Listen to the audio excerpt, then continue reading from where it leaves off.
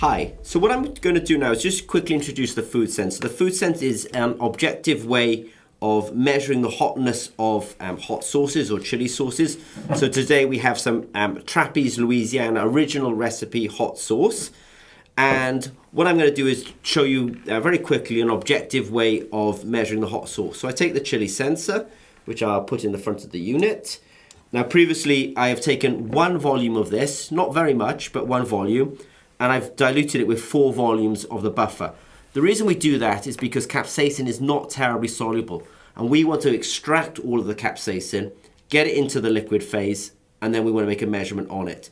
Now, as I'm going to add the sample now to the sensor, but what I want to say is, obviously, people can subjectively measure the hotness of chili sauce by essentially tasting it.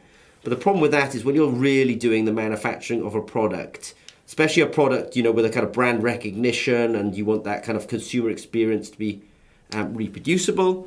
You want to be able to test it, put onto the batch release forms, that I tested this and it was within specification.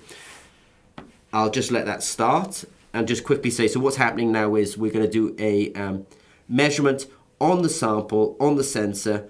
The meter's doing the measurement, it'll give the data back to the app, and then we'll get the hotness of this Trappey's Louisiana original hot sauce in the units of Scoville heat units.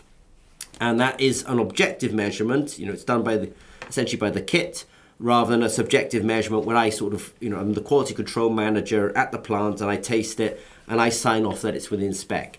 Obviously you can use HPLC. This is a very different type of, when I say very different, this is a very different experience to using necessarily an HPLC system. So it's just going to track round now and we will get the results. And it's much quicker than HPLC as well. And so the score we got here was 724. So this is described as a hot, but of course it's not like one of the artisan brands where they actually can be very hot. We've also had this open a few days. I've got a suspicion some of the capsaicin is actually oxidized.